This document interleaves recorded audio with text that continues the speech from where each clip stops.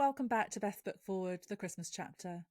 Today I'm delighted to be bringing you another special episode, this time with the incredible Virginia Evans, author of The Correspondent, one of my favourite reads of this year. Virginia and I last spoke on the podcast back in June when she joined me to talk about The Correspondent, her journey to publication, her friendship with Ann Patchett, and of course the 5 books that have shaped her life. Since then, it has been incredible to watch the success of The Correspondent. It has become a huge word-of-mouth hit, and the Times have recently named it one of their books of the year, and the Washington Post also named it the feel-good novel of the year. Virginia joins me today to talk about what this success has meant to her. We also chat about what she's working on at the moment and get a little glimpse into what Christmas time in her family looks like. So let's get into it.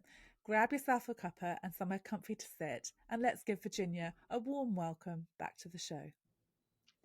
Virginia, hi, welcome back. I'm so thrilled to have you here again. Oh, Helen, it's great to be with you again. It's such a treat. We've just been having a lovely chat, and I was thinking we should have saved some of that for this podcast, but we were so excited to chat to each other. We just sort of dived right in to celebrate how brilliant The Correspondent is. Thank you. So shall we start by telling anyone who hasn't picked up The Correspondent, which I'll hold up, this is a proof copy of the UK version, what it's all about? Yes. Well, firstly, it's just so fun to be back. It was really fun the first time we recorded the podcast together, so I was excited to be able to do it again.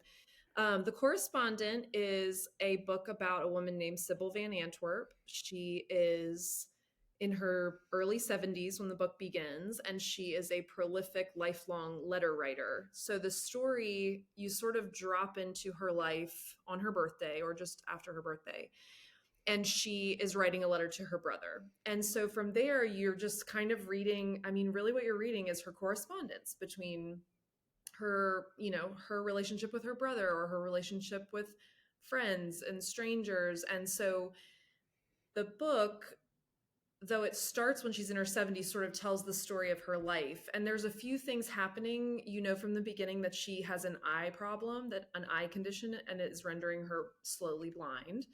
And that she's dealing with some unresolved grief and some conflict from her past. And so really, as you read the letters, you are piecing together what happened in her life, and what's continuing to happen in her life. So it's sort of the book is sort of a portrait of her life, like a puzzle, and it's all told through the letters that she receives or sends.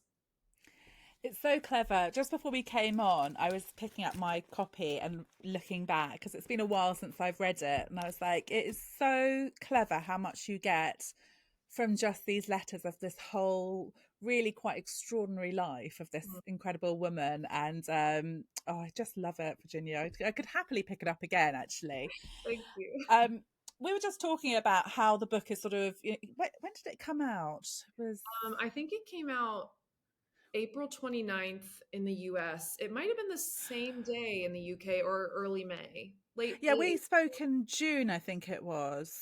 So it Yeah. must have already been out then when we spoke. Yeah. We'll just say I'm now sort of starting to see more reviews popping up. I feel like people are really starting to sort of pick it up again, which is amazing. I've been chatting to people who have just loved it, and it's sort of had a real impact on its readers. So I'd love to know, now that you've had some time to sort of reflect on Sybil being out in the world, what is it, do you think, that readers are connecting to with The Correspondent? That's such a good question. And at this point, I've been on book tour and I've gotten to talk to a lot of people. I do receive a lot of mail from readers, and, so I've had so many interactions about the book, and it's been so surprising, just to see what the book evokes for people, or because the book is about her whole life, it covers so many topics and so many parts of life and so many different joys and sorrows and triumphs and tragedies. It kind of covers a lot. So I think maybe no matter who you are, I think most people can find a touch point in the book that they'll say to me, oh, this was like me, or this was like my mother, or this experience happened to me, or there's just a lot of variety. I think that is part of it. Um, I also I think really the book is a book about human connection and hope. I think Mm. there's just something about the book. It's not a happy-go-lucky book. I would say it's a sad book. I would say the book is primarily on the topic of grief, but it's a story that makes you feel, I think it makes you feel like you're going to be okay. Yeah. If you read the book, it makes you think, okay, even though things in life are hard and everyone's life is hard, we'll be okay. And I think that is probably what resonates with people. I just know that when I was writing the book, that was what I was wanting to read. And so that's what I wrote. And I think that is something that feels good to read. Not something that feels sappy or saccharine, but something that feels, I don't know, like hopeful, joyful in the face of reality, I guess. Mm. I was thinking about that, and I was thinking, I think in the times we're living in, like, a lot of our connection can be on social media. It's quite quick Mhm. replies and things. And I think actually when you pick it up, there's probably this nostalgia of actually writing and Mhm. receiving letters as well. But Yeah. I think it is a very hopeful book. It is very sad as well, but it Mhm. does sort of, yeah, it's heartwarming. It makes you feel hopeful, and I love listening to people talk about it because it's so, I always think it's so interesting how words on a page can move somebody so Mhm. much, and it really, people just love Sybil and her story and the way it's told. I think especially the way it's told is Mhm. just so clever. We talked about it last time. I was like, the challenges of sort of putting it together just sort of blows my mind how you did it, but it is Yeah, amazing. I think you're right. I think there's something, the combination of what the book is about. I remember hearing one time, I heard Ann Patchett give this interview where she said people can be really critical of her work, that they say it's too happy or it's like too nice, too kind, and that's not real life. But I've heard her say in interviews, but that is my experience of living, is that Mm, people are kind and people do mean well. And there's so much good in the world. And I just think that's true. And I think a lot of modern fiction is heavy on horribleness, like mm, the bad things that are the plot drivers, like mm. murder, like Yeah. murder or problems, destruction, climate change, all that stuff. That makes for kind of a compulsive Mm, story. But my life doesn't look like that. My life looks like sort of normal people doing their best and making mistakes, but doing their best. And so I think, I don't know, she said I remember her saying her life is full of people who are kind. And I always think about that. And so there is something about this book that I don't think it, I think to me, it sort of evokes my life experience of the people that I have met and known, in a way, I guess. yeah. And I think, as a reader, I mean, obviously, I'm not going to say I don't. I was going to say I don't like a good murder, but I love a good murder. that sounds really wrong for a Christmas special. I love a good murder. I do. I really do. And I do love those books, but sometimes when I'm reading, I am reading to escape. Yeah. And, we see all that stuff on the news and things. So, I mean, I always say I do believe there is more good in the world than anything else. I mean, how lucky am I that's been my experience? But yeah, I think the kindness in the book is it's just lovely. Oh. You know how much I love your book. I do. Um, You're the best. so, so it has been a huge hit. It's a bit of a word of mouth success. Um, it has hit many bestsellers lists. It was a BBC Radio 2 book club. The Washington Post described it as the feel-good novel of the year. You're just saying the Times put it as one of their top reads of the year as well, which is incredible. It was nominated in pretty much every category in the Best Book Forward Awards, including lots of nominations for non-fiction, which we were just talking about. The book is fiction, everyone. It's not nonfiction. It's a fake story. Yeah, it's funny, isn't it? I was like, it wasn't just one. So I was like, people really think that this is real, which I quite love. And Love it. it has also just won the best audiobook on the Best Book Forward Awards as well. So congratulations. That's So amazing. thrilled. Thank you. When we spoke before, you talked about how your journey to publication wasn't easy. You know, you did face a lot of rejection. You sort of had to really sort of fight through to bring this beautiful book into our lives. How does it feel now that it's out there and everyone loves it? What's that like for you, Virginia? I was just talking to my husband about this weekend. We went away after Thanksgiving, and I just told him I have felt this way all along, and it still feels this way. It's so surreal. I feel like I am watching this thing happen to someone, and I'm thrilled. I think this lucky woman who wrote this book, and it's selling and it's changing her life, and then it's me. Like, Yeah. it's me. It's my life. And I feel I have felt from, I mean, the day we sold the book to Crown, I have just felt so thankful and so um, just really grateful to primarily not be trying and failing anymore. That's what I feel grateful for. That there's, um, I think for all the years that I was trying, it was just this very loud noise, which is the best way I can describe it, of desiring to get a project across the finish line to publication and to not be a failure. You got to come on, you can do this, you can do this, this just push. And so really all I wanted was to publish. Like, it wasn't, the ambition was not to be on a bestseller list or to have good sales. That really wasn't, it probably wasn't even like on my radar. Um, and so the fact that sort of feel like I got everything I wanted the day it was published. Yeah.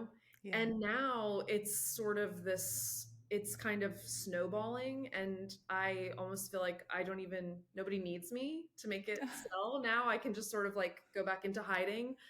Um, and I am overwhelmed. I can't absorb it. I don't feel like I have a good frame of reference for it. And, you know, people will contact me or call me and say, "You're on the Times," or you made the New York Times. And I sort of think like, ah, that's great. It's so hard to like feel it, but I'm Mm. trying to feel it because I'm thinking like, this is a once in a lifetime thing. I mean, I know I'll keep writing books, but the chances of a book I write again doing this well is like probably slim. I mean, I'm not saying it couldn't happen, but I'm not expecting this to happen anytime I write a book. And so I'm trying to absorb it and feel it. And there have been a few times where, I'll have these moments like I bought myself a piece of art because I was like, I'm going to celebrate. I'm going to and so there are some times where I am trying to like let it sink in, but it is Mm. a hard time. I was saying to my husband, I think because it was so many years of failure, my expectation is failure is was always kind of, I sort of learned to, failure felt normal to me. The succeeding does not feel normal, and it feels hard for me to sort of switch my brain into that mode. But I am trying, trying to enjoy it and drink nicer wine occasionally. But I think when we talked about it last time, I was really struck because you were very young when you were writing and getting these rejections. And I think a lot of people would take a first no and be like, okay, I'm barking up the wrong tree. Let's do something else.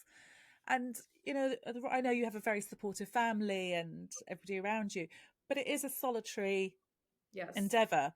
So to sort of be doing it on your own, have knockbacks and sort of keep coming back, it's so impressive that you did, and just thank goodness you did. Thank you. But I can imagine how hard that is then to sort of switch from, because how many years do you think you were writing the correspondent for? I started writing my first novel when I was 19, and Right, when I sold the correspondent on my 37th birthday. right. So 18 years. And now, I'm 39 now. So but yeah, I think it was I think there's something about it that because it's solitary and because the failure was somewhat solitary, although my husband shared a lot of it with me. He Yeah. was very aware, very present. But you know, it just it starts to build into who you are as a person, I think, in a good way and a bad way. All of the failure and all of the rejection for so long, it starts to be, I was having that experience from when I was 19 to when I was 37. It's like my whole young adult Mm. life was a sense of failure and inability to execute the thing that needs executing. And so um it probably is hard for me to I probably live with some imposter syndrome now with this book, sort of like, oh, it's not that good. It can't be that good. I mean, there's something about it that is, I would love to be able to release into the universe and just sort of like own what it is now and who I am. But it is um, challenging in some ways. But I think it's hard. I mean, it's very hard to sort of, I mean, my sister and I were talking about this, like accepting compliments is a very hard thing to Mhm. do. Yes. Before we came on to record, and you were like, did you see the Times? And that is like, we were chatting, and there was like just this look of joy on your face. And I was like, I'm so happy for you. But if you were meeting somebody in a dinner party and they said, what do you do? Would you be like, oh, I wrote a little book? Or would you be able to be like, I wrote this amazing book that's doing really well? No, I would absolutely say I'm a writer, and that's all Right. I would say. And Yeah. I think like I want to be it. That is the funny thing. I want to be able to fully step into this moment, but there is something innate in me that probably never fully could. Although Mm. I also think there's something about that I'm grateful for, that I'm grateful that this didn't happen to me when I was 25. And then I'm Mm. walking around on my high horse expecting, expecting that my life is going to be some like unbroken, Yeah. stream of go signs. You know what I mean? Because then I would be insufferable, although I'm kind of insufferable at this point anyway. Well, it's that whole imposter syndrome thing. I mean, so I always say I'm terrible for, I actually have little post-it notes sort of jotted on my desk of things to sort of remind myself when I have like doubt But about things. But I think it's something to really sort of, yeah, it's because it's not holding you back, but it's taking away the enjoyment, isn't it? it As you're does. saying, like, just being able to sort of go off and buy your art and be like, I'm celebrating, like, because it is such an incredible achievement. Why shouldn't you be out and sort of, we're all loving your book. We want to see you out there and enjoying it as well. So go Well, buy some more art. yeah. Tell my husband you said that. Okay. So when you look back then from publication to now, are there any moments that are just so special, that you're always going to remember them? What are those moments for you, Virginia? I have a few. I mean, one of the most memorable moments was when I got to come to England, when the book came out there. I had never been, and we recorded our podcast when I was Yeah. there. Um, just being able to, you know, pull up to the Penguin Random House Tower, be brought in, and there's my book and there's champagne, and it's this whole team of people in a city that I've read about in hundreds of novels and always wanted to see. And just that feeling, I'll never forget that. I'll never Yeah. forget I stayed in this little hotel in Kensington, and I'll just remember kind of going back to my room and just laying on the bed and thinking, I can't believe this is happening to me. That really stands out. I will never forget when the book made the New York Times bestseller list the first time. My editor called me and she said, "Are you sitting down?" And I said, "No." And she said, "What are you doing?" And I said, "I'm eating a cheese stick." Do you have those in the UK? Like a cheese, like a long string of cheese, which is in Yeah. plastic that children Yeah. Yeah. don't. So it was like 5:30 and I was making dinner and I was eating a cheese stick, and I said, "I'm cooking dinner and we're doing homework and I'm eating a cheese stick." And she said, "Well, you need to sit down because you made the New York Times." And that was really, really special to have that Yeah. experience. And there, I would just say that what stands out is the people I've met. I mean, I feel Mm. so blown away by the opportunities I've had to meet people like you and other podcasters and other authors that I've met now because of this book.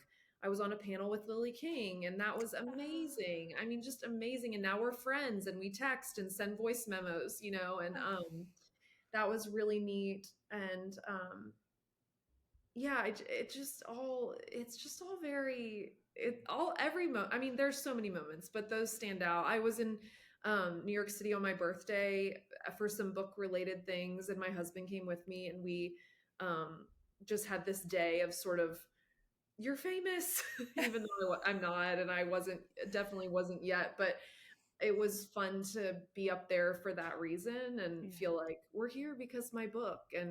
Um and and then there's been some things with a movie that is maybe in the works, and so I know it's What? and so when I got that news, I remember where I was, the phone call. I was on book tour in Connecticut, and I got this call, and I just think there just have been some real Cinderella moments for me.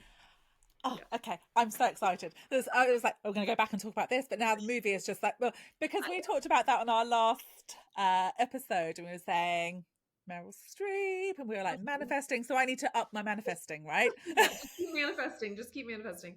I mean, Okay. I think it's on like pretty good feet. The movie is like in a pretty good. It's not. I'm not saying there is a movie, but I'm just saying the Yeah. thought of a movie is in a good position Yeah. in the world, in the atmosphere. So I'm Right. pretty excited about that. Everyone who's listening, you need to start manifesting this. It would be amazing. Oh, It would be a great movie. It would be it a great. would be. And actually, I had a random thought the other day, and I was like, I could also see it as like a really lovely theatre production as well. I I don't know how they would do it, uh-huh. I but think so. it could be really lovely, couldn't it? Oh As yeah. a I think it would yeah, be great. I think it would be great. yeah. Because there's a couple like I don't know if you've read The Unlikely Pilgrimage of Harold Fry by Rachel Joyce. Have you read? Have not read it, but I have it to You read because have it's to in my stack. bump it up. But that's just been made into a musical that's going into the West Oh, End as well, which I really want to go and see. oh, It's we had should go amazing. together. Yeah, yeah. Come back to London. We'll Great. go together. Um, okay, so I mentioned at the beginning that The Correspondent has just won Best Audiobook in our awards. And Virginia, people are messaging me and they are basically bullying me and demanding that I go and listen to it. They're like, it is an incredible production. You Yeah. have to listen to it. So I will be going back and listening to Oh, good. it. I know you've listened to it, and I know there's a lot of different actors playing the various roles. What was your experience like of listening to it for the first time? How was that? That's a great question. I was so excited when they told me that it was going to be a full cast. I just think that is magical, and it evokes like a BBC radio play or something. So that was really exciting, and it was honestly very challenging. I've never heard my work read. Mm, I did have one long form essay audio published, which and had a similar experience listening to that, where it was a little bit jarring because you write something in the way that you think it, and I think, when I'm writing a novel or an essay or whatever, but typically fiction, I'm always sort of, I'm not actually reading it out loud, but I'm reading it out loud in my mind to see how it sounds and how the words play, especially with dialogue, but also um just the it's almost, I don't, it's I've actually never really given this a lot of thought, but I think it's something about hearing it in my mind to make sure it kind of has this readability and beauty to the language. And so, but the way I write it, it has my own pauses, inflections, cadence, my own nuances that I put mm, on in my mind.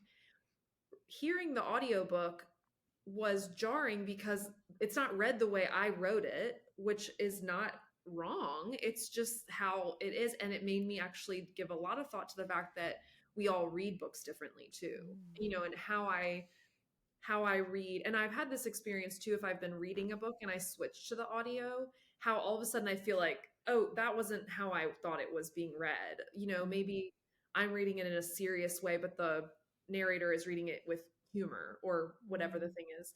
So I did have a bit of that experience, and I thought I enjoy audiobooks. I'm not a huge audiobook listener, but here and there.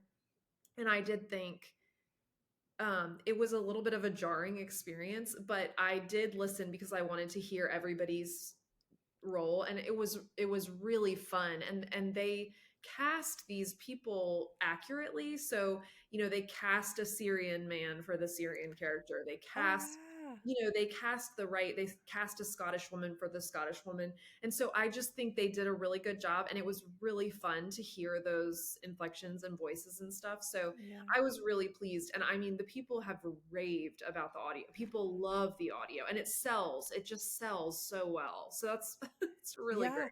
I mean, as I say, it's like normally when I do book awards and that, like people are sort of sending their nominations, they'll just write, the book title. But they're like, it's amazing. It's amazing. You have to go and listen. I'm like, okay. I mean, I do. I feel like I've been bullied into like being the only one. I'm like, Well, okay. go ahead and listen. So I will do. I guess they're very different projects, aren't they? Like, if you think about a movie or whatever, I guess, do you have to look at them all as sort of slightly different lives of the book? Yes, and I think I have always felt very open-handed with any of the physical book that you read is mine. Yeah. And that's my work, and that's mine, and I want to stand by. That's what I care about, being perfect in my eyes. I want it to be what I want it to be. But I feel once I hand it off to somebody to make an audio production, or once I hand it off to somebody to make a movie theoretically, or if I handed it off to somebody to make even the cover, like even the cover art, that feels Mm, like that's not my job. I mean, my job is the story, and I think I feel very happy for it to take on whatever it takes on, to have whatever face it has. I feel very at home with that what I did, my job is done. And now I'm writing a new book, and that's what my focus is on. So whatever happens with the Correspondent beyond the book that I wrote, those 300 pages, is fine. I feel fine about that. So you nailed your job. I mean, let's face it. It's a brilliant, brilliant read. If we look back at the Correspondent, and there's so many amazing characters, would you ever consider maybe revisiting one of those characters and telling their story, or do you think the Correspondent's just sort of gonna be? I don't have plans to do that. And I will say one of the characters in the Correspondent plays a very minor role in my book I'm writing now, which is kind of fun. Okay. I won't say Yeah. who, but that will be a fun, like, I like that as a reader, to find those Yeah, Easter eggs of, I do. past lives of other characters in the next Yeah. book. But um I think there are several of the stories that would make a good story. I think the story of Harry Landy's life would be a good story. I think there are several people in the book that would have their own great story, but that's kind of the whole point of the book. Not that there's a point, but the whole conceit of the Correspondent is that no matter how normal and simple and boring and totally like small someone's life seems, it's a story. It's a Mm. whole story. And so I think that could be true for any of the people that Sybil interacted with. But I don't Okay. have plans to make a Elizabeth Strout world of like, then Yeah. write the book about this one and they're all like interconnected. That's not, I don't have that in my plans, but I do think Okay. you could. Yeah, yeah. I mean, I think there's so many that people would be happy to sort of go back and learn more about, Mhm. myself included. Who would Um, you who would you want? Who would you I want? I mean all of them. I just love being in this world, and actually, but I say that, I mean, I'm quite happy where everyone was left. I don't sort of like, oh, I want to know. It's not that I have like a sort of frustration of like, oh, I wish I knew what had happened there. Uh-huh. I'm just greedy. I just want more. I More. just want more. I love that. um, when we last spoke, something I really enjoyed listening to you talk about was your incredible friendship with Ann Patchett and how supportive she's been. She shared a video recently about the Correspondent and saying that she's getting a lot of letters about the Correspondent, which I just think is hilarious. But I think it's probably that people, have picked up on that, that she has supported somebody, and it is incredible that she's done that. Um, But people are writing to you as well, aren't they? And what are they saying? Yes. I felt so bad for Parnassus books. I'm like, oh, their mail slot, it's all my fault. I published their address in my book. Um, Did you- yeah, but I think, yeah, I do get a lot of letters, a lot of letters. I get a lot of emails. I get a lot of messages from people through Instagram and, different channels. Mostly just people writing to say how lovely things. I loved the book, it reminded me of someone, or it reminded me of myself, or it was such a great reading experience. I mean, people are, I would say 90% of the time, very lovely. I do get some weird things people don't, people feel the freedom. It's very civil of people to say this was good, but this was not good. And I just think I don't even mind. I sort of feel like, well, yeah, I mean, I feel critical of books that I read too. So it is funny that people write to me like, what was the thing? Oh, I got a letter. Yeah, I read a letter a couple days ago, and this, I think it was a man, and he said, um I loved the book, it was just great, and it was emotional, blah blah blah. He said really lovely things, and he said, I have one problem with the book, and the problem is that I thought it was too, did he say like coy or too sort of like cute, that she was going blind, and as she was going blind, her like eyesight was opening to her internally. And it's really funny because I didn't do that on purpose. I mean, it wasn't like I thought I'm going to have this gimmick where she's going blind, but actually she's starting to see. I mean, it's just how the story unfolded, and the blindness, the fact that she was going blind was more of a craft of telling a story for like a ticking time clock. Like there's something Mm, that makes you have to turn the pages. Like there's a sense of a timeline, like a countdown to some mm. end. And it just, honestly, the letter made me laugh because I thought, how clever was I? Like I didn't even mean to do, I wasn't trying to do that, but he said it just seemed too cute. And I said, why? I mean, I didn't say anything. I just thought I wasn't even trying to, but I feel like it's funny that it worked out. Yeah. I mean, So it's actually, I do get yeah. criticism. There's a few political statements in the book which are very minor, and I feel like are largely shared by many Americans, of sort of like bafflement by the politics of the time. And I've gotten some lashback about that. And but mostly, I mean, mostly people say lovely, Yeah. lovely things. So We'll just take those ones and we'll just pop them over there. I know I passed them over to Mark, my husband. I'm like, oh, this one. I just think it's, I mean, as you say, it's very civil, but I just think it's so strange, isn't it, when people are like, I mean, good for them if Yeah. that's what you need to do, Right. off you If you need go. to say that, that's great. I'm all ears. My feelings aren't hurt. I think you have to have thick skin, don't you? Just sort of let those things Yeah, just go.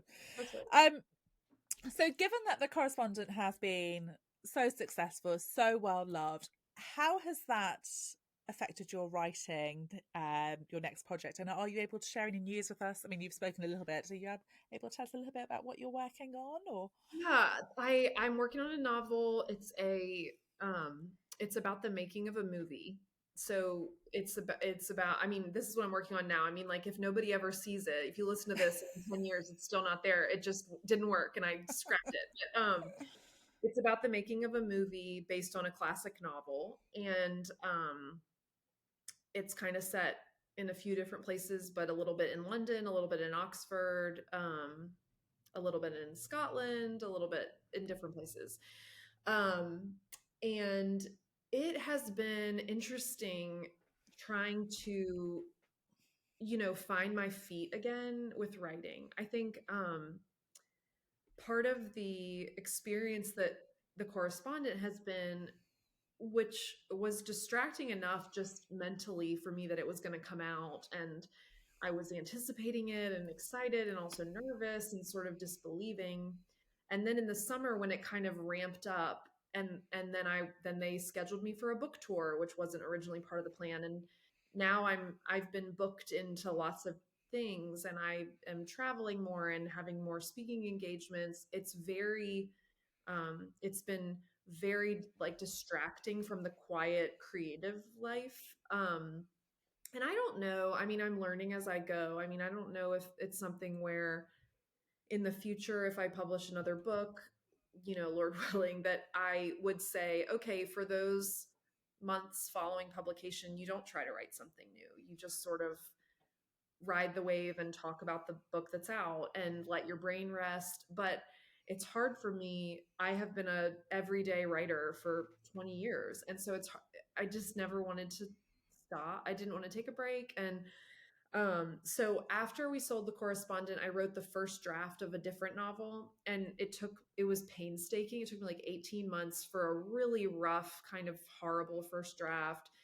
Um, and I got to the end and I felt like I don't want to do this right now. And so I put it to the side, and then I started writing this new thing, which has actually felt more like I found my feet and found my way of being. But I've really had to, it's been such a learning experience. I saw a headline recently where Zadie Smith said something like, if you want to write a book, you have to put down your smartphone. And I think I've said to Mark a million times, it's my phone that's killing me. Mm. It's the being reachable. It's the email to the phone. It's the social media to the phone. It's the, way that I reach for my phone, because it's always giving me, like that hit of contact or something. Mm. And so actually this month, my family observes Advent, and my part of my Advent observance is to not be on social media for the month. And I think that will be really good for my brain to kind of power down and get back to some more of the foundational levels of how my brain needs quiet and focus to write good, to do good work. I remember when I was in Trinity studying with Claire Keegan, she said you need to go on walks with nothing in your hands. Just go on a walk without headphones, without your phone, without a friend. Just go walk in the wilderness by yourself with silence. And I find she's right. She's really right. So Mm. I am trying to find my way. I do think the book I'm writing now has the thing that it takes to become something good. So I'm hoping to kind of follow that. Watch this space then. It's so true, isn't it? I think the phones are, in so many ways, a brilliant thing, but Mhm. we just are filling every moment, aren't we? Yeah. Like And you every, get on a train and you see everybody's on their phone or standing in yeah, line, and nobody just stands there and looks around anymore. yeah, I mean, I want to chuck it into the lake. I yeah, yeah. I kind of hate it, but I am also kind of hooked to it. So, Yeah, I've started when I'm working in here of having to put my phone in the kitchen mm, because I will be like, oh, let me just check that. And then I sort of, I mean, like the ADHD brain, I'm like, oh, yeah, what else? But I actually yeah, have to move it out because mm, I can't be trusted yeah, to not sort of yeah. go I'm the down same. that rabbit hole with it. So yeah, I mean, that's a whole other story A though, isn't it? whole other These, topic. oh, Yeah. um, last time we spoke, Virginia, you picked these 5 books as the books that had shaped your life. So I'm going to just run through them now and see whether they, I mean, we didn't speak that long ago, but we'll do it. So your first choice was Stoner by John Williams, The Firm by John Grisham, Rebecca by Daphne du Maurier, One by One in the Darkness by Deirdre Madden, and The Dutch House by Ann Patchett. How any you'd swap out or any you'd add No, to that? what a great list. I need to rewrite those down because people have asked me on other interviews and I've given different lists, but I think that's the best. I think that's Oh, the best. thank you. Thank you for giving it to me. I will No, yeah, email it back to you. please do. Yeah, please do. I actually just reread One by One in the Darkness this year, and it just gets better. It gets better Yeah. every time I read it. Mhm. And I was looking at your list with Anne Patrick. How excited are you for her new one? Okay, Helen, Have you listen. got a proof? No, listen to Oh, this. This is the best thing that's ever happened to me. Listen, everyone who's listening, this is the happiest I could be. My 40th birthday is on June 2nd, 2026. On June 2nd, 2026, Ann Patchett's book Whistler comes out, and Maggie O'Farrell's book Land comes out the same day. My two favorite living authors, books out on my 40th birthday. You know where I'll be. oh, I'm reading Land. I was very lucky. I got a proof of Land. I'm halfway through, and It is so beautiful. It Oh, I is can't one wait. like I literally from about 5 o'clock when I start making the kids dinner, I'm like, everyone go to bed, everyone go to bed. I want to get back in. Oh, I'm Um, so jealous, but I eh, kind of that like I want to buy it in the store that day, but I also desperately hope somebody sends me a proof, but they probably won't. But oh, if they do, I'm gonna read it. I mean, I opened the envelope and I was like, yeah, that can't wait. Straight Oh, I'm in. so So jealous. I know. Okay, well that's yeah. So those are I'm excited about both of those books. Oh, that's great on your 40. But it's amazing, isn't it? Both the big ones out in that I year as know, well. I'm It's like, so happy. oh, okay. So I know you love to read as well. So what have been your standout reads for this year, Virginia? Have you read anything that you'd like to share Um, with us? yes, I have a few. I have made a few notes. You actually, I'll go from sort of light to heavy. We'll do. Okay. You, I think you and I talked about The Flat Share by Beth Yes. O'Leary, and I loved that book. That So felt like good. it felt like a reading experience that I sort of always am looking for, which is good solid content but sort of enjoy like fun enjoyable get through, and that is how I felt about that book. And so that was one of my Yeah. most enjoyable reads this year. I loved Heart the Lover. I know everyone loved Heart the Lover, but Yeah. I especially getting to be on the panel with her, we got to talk about our two books at the same time, and now we've become friends, and so that book sort of means a lot to me, by Lily King. um, I read The Offing by Benjamin Myers, and I loved that book. It was sort of idyllic, but also heavy. There's an older woman character in the story who has a little bit of a Sybil quality, which is obviously a quality I really enjoy. So I loved that. And then I think I read this very end of last year, but it's Now We Shall Be Entirely Free by Andrew Miller, and he's now up for the Booker for the Oh, Land yes. Booker. Yes, and so I that was probably my favorite. We went on a trip to Scotland last fall, and Now We Shall Be Entirely Free is kind of set in the Outer Hebrides, and it's sort of a page turning journey book, and I loved that book, and so I didn't realize that his new that it was him that had this book on the Yeah. list. And so I got my copy, and now I'm reading it and I'm loving it. It's very some books to me feel are I feel like books have a temperature, and some books feel really warm, and some books feel cool or even cold, and there's something about his voice and that feels very cold but sharp, like such a sharp cold. And so I love reading seasonally. So right now I'm reading The Land in Winter, and I'm about a third of the way through, and I love it. I love I've heard it's amazing actually. So, and it. it's nice to read something seasonally, isn't it? I think if Yes. you are doing that. Um, Earlier in this season, Frances Quinn, author of The Lost Passenger, picked when I asked her what her standout reads were for the year. The Correspondent was one that Oh, she absolutely, yeah, she spoke about how much she loved it, and wow. so yeah, That's so really special. Thank you. okay, we're going to move on to some festive questions Okay. then. So the holidays are probably the one time of the year when somebody is likely to pick up a pen and write a card. So, if you were sending a card and a copy of the correspondent, you could send it to anyone. Who would you like to send it to? Who would you like to read the correspondent? I have had a sort of longing for so many years to know and be known by Ina Garten, the American sort of cooking figure. Do you know who Ina Garten No, is? Okay. I'll send this to you offline. Ina Garten, she's also called the Barefoot Contessa, and she writes these right? amazing cookbooks, and then she does these sort of there are these short films of her kind of cooking with other well-known public figures, and sort of the conversations, and she's probably, I don't know how old she is. Her memoir came out this year. Maybe she's in her 60s, 70s. I'm not sure, but she I have been cooking from her cookbooks pretty exclusively since I was like 20.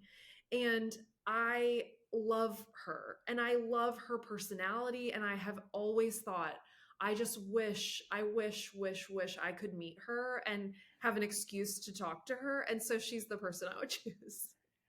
Let's send it to her. Let's do it. I mean, I don't have her address to give to you. No, I know. I I think don't she know would how I'm going to be make that happen. I know. I would so, and actually, her cookbooks are published by the same group I'm published by, and I have asked, can I get in contact with her? And I think she sort of probably keeps a reasonable. She's very, very, very well known here in the U.S., so Yeah. she probably keeps her life as private as she can. But I've always thought, oh, if I could have like cook with her, just stand with her in Oh, her kitchen with a glass of wine for like one evening, I could be so happy. So. oh, okay. Manifesting, manifesting. Thank Okay, so what's the one thing you must have at Christmas? A song, a movie, a food or tradition that makes you feel like it really Christmassy? Yes. So my family, I've got two siblings, and we sort of have this rhythmic sort of Christmas tradition, which is that on the 23rd we call it Christmas Eve Eve, and we are all together and we do one meal. And during that meal, so my sister hosts one, and then I host.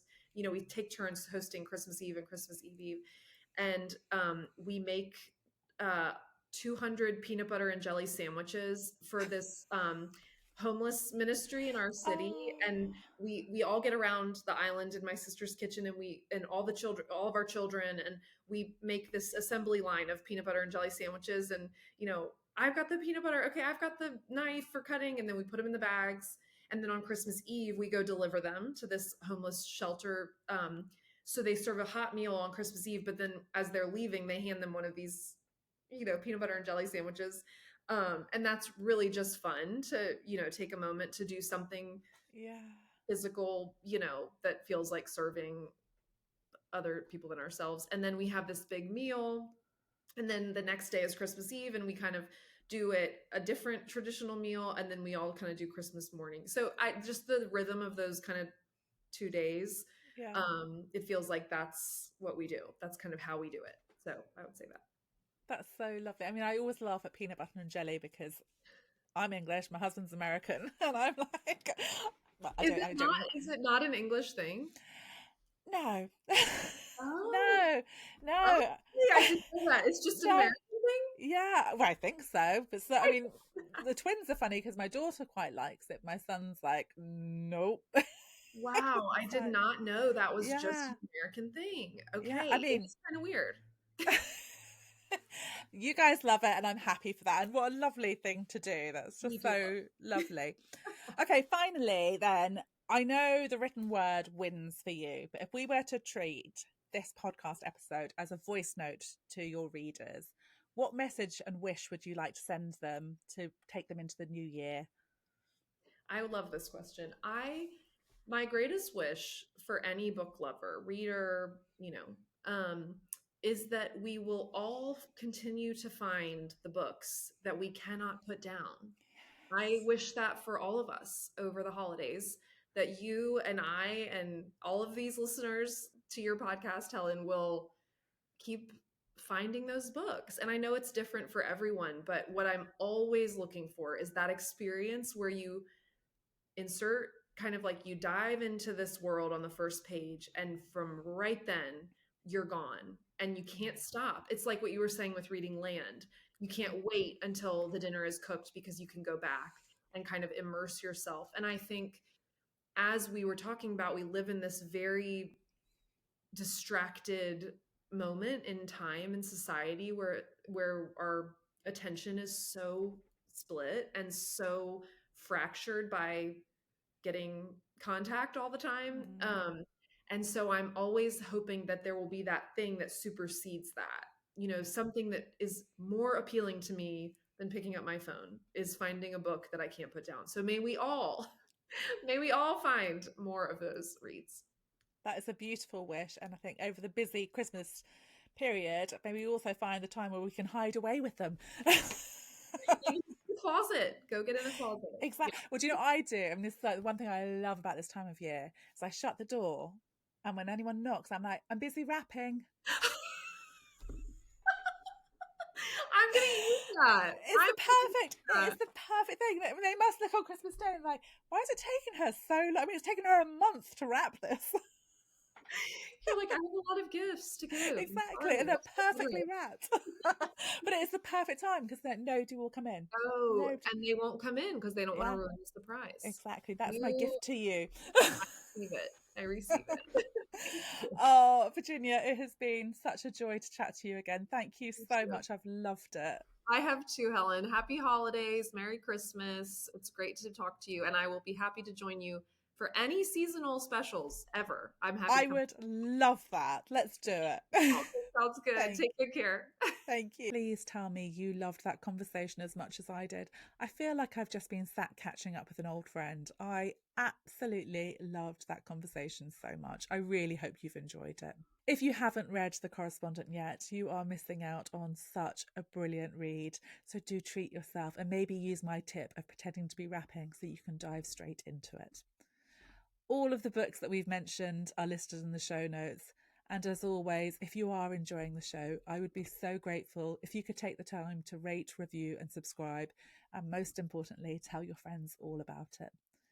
I'll see you tomorrow when I'm back with another Christmas chapter and another author. And I really hope that you'll join me for that episode too. Thanks for listening.